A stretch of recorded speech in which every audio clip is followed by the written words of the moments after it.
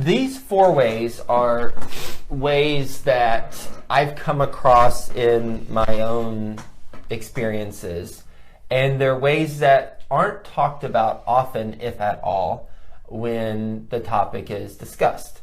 And here is, so I'll list the 4 and then we'll talk through it a little bit. Number 1 is call, don't just email. Number 2 is have your significant other with you. Number 3 is to identify your spheres of influence. And number 4 is go out of your way to accommodate. So those are the 4, and let's talk about each of them. 1 is call, don't just email. Here's a story.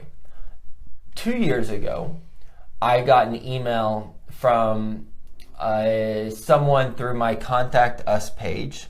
And loyal Best Ever listeners, you're going to remember this story from way long ago. I've mentioned it, but it's good to be reinforced on the story. And if you haven't heard about it, then here's a new one.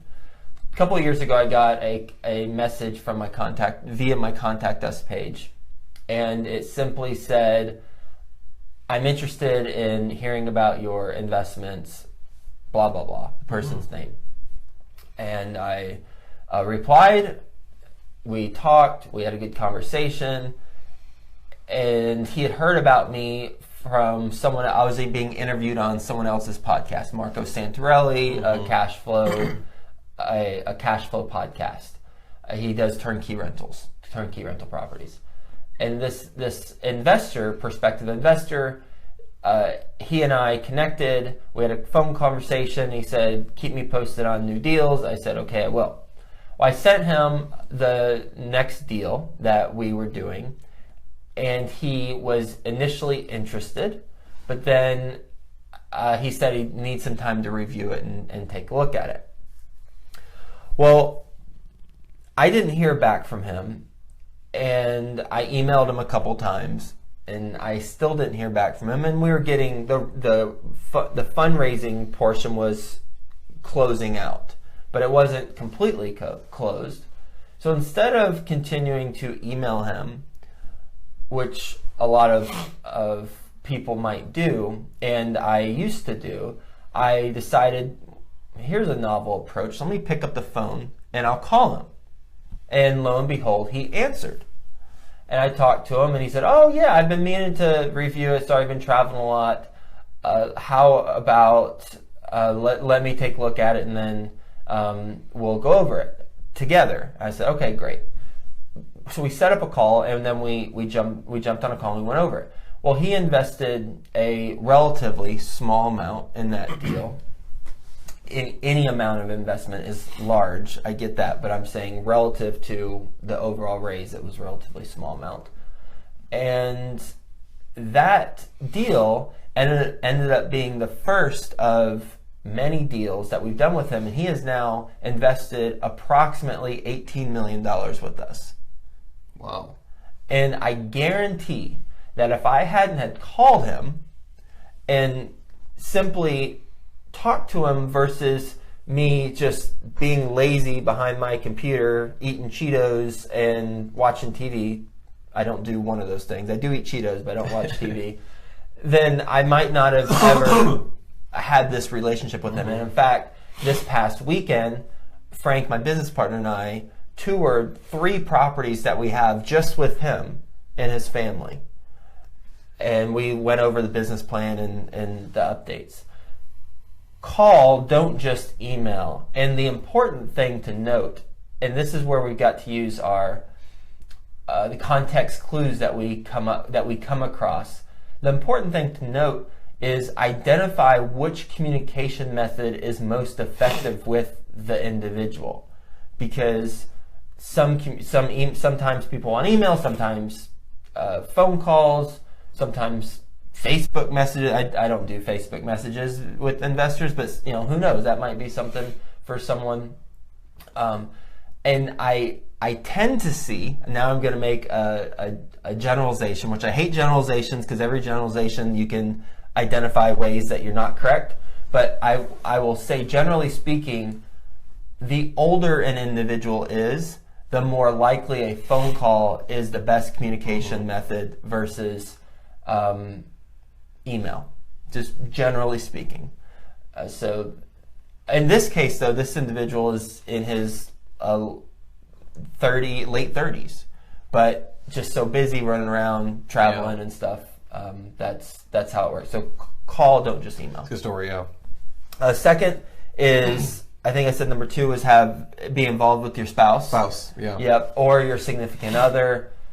This is incredibly effective because ultimately people invest with you and then the deal. And it's nice to know who the general partner is spending most of their time with, and what type of people do they attract, and what type of spouse with, what type of characters does a spouse have, because it's just good to know more about the individual, because ultimately when people invest with you, they're investing their hard-earned dollars that they spent earning throughout their life, and they want to make sure that the person that they're investing with and the company they keep are good people. And that's a point that it's not only helped in my business, where Colleen and I will go to dinners with our investors, go to lake houses or football games or whatever, but also people who are in my consulting program, when they bring in their significant others, just in a social setting, not from a let me ask Colleen about the operations of this property. She has no clue because she's not involved in that aspect of it, but just in a social setting, getting to know each other, it's worked out, and it's helped develop relationships, stronger relationships and friendships with not only my investors, but people who I consult with, their investors too. And then I guess another note on that, I think maybe Dave Thompson, your client, he has a decent percentage of his investors came from his wife's actual network. So it's not even the social aspect, but your wife or significant other might know people that are high net worth individuals. Like, for example, I know for me, if I ever raise money, most of the funding will probably come from Marcella's network versus my network, just because she works in a large corporation and knows a lot of people who've already expressed interest in not investing with us, but like, oh wow, I can't believe you have the time to invest in real estate. Like, I love to do that. I don't have the time. It's kind of like, okay, well, that's someone who would potentially be interested in being a private money investor. So that's another option, as well as using their network to get investors. And that's exactly how I got started. When I was in advertising, people said, oh, I'd love to, how are you able to do what you're doing while you have your full-time job? And then I taught a class and then went from there. Number 3 is identify your sphere of influence, and then once you identify the sphere of influence, you know what type of groups you can target or connect with. For example, when I got started, it was advertising agency professionals. It was people who were on the alumni advisory board with me at Texas Tech University. It was people who I played intramural sports with, flag football and softball. And once I know those areas or spheres of influence have been identified, advertising, Texas Tech, Alumni Advisory Board, and intramurals, then I talk to someone in those networks. Once I talk to one person who's interested, word of mouth starts being generated. And the work is done for me because, assuming that I'm delivering on expectations or exceeding the expectations, people talk about what they're doing that's successful. And if you don't have a deal, then still having those conversations with some influencers in those networks, then having that name check. Oh, well, I know Theo, we play softball, he's on our softball team, he and I were talking about this and XYZ. Just saying that helps with social credibility, and that's a way you can raise more money. And then lastly, number 4 is to go out of your way to accommodate. For example, and this is an example where we had an existing deal or existing deals that investor has invested in. But I'll give you an example of if you're just starting out. But let me just say this real quick. I have an investor who has invested in multiple deals of mine and hadn't visited the properties yet because he doesn't live in Dallas, Fort Worth, or Houston. So he and his business partner asked if they could visit the property. I said, yes, absolutely. We'll set up a tour. I gave him a document that listed out his point of contact, the LinkedIn profile for the point of contact. So the broker, because he's also looking at a new deal we had, the broker who was meeting him, his LinkedIn profile, his phone number, his email, the community manager for each of the properties he was visiting, their LinkedIn profile, if they had one, their phone number and email, and the district manager who is going to be meeting him, her email, her LinkedIn profile. And I also set up the flow for how I recommended he visit the properties based on where they are geographically. He was blown away.